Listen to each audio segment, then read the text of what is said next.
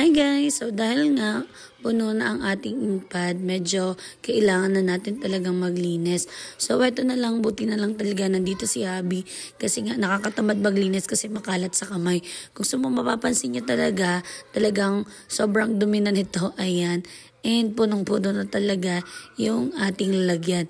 So yan, kailangan muna natin tanggalin yung cover nito para maalis natin yung mismong lagayan nun.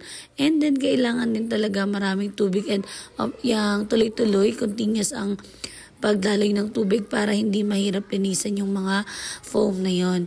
So yun nga pala guys, ay nililinis lang.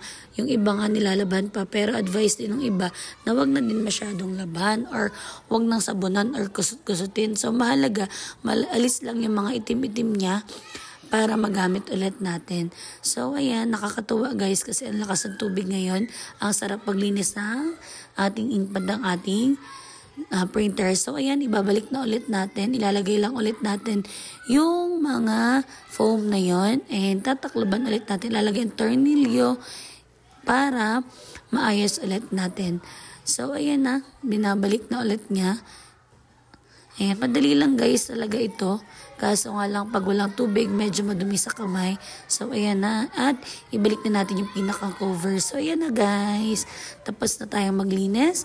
At syempre guys, pwede na natin ulit gamitin. Nakakatuwa kasi itong printer ko na to since 2019 pa. So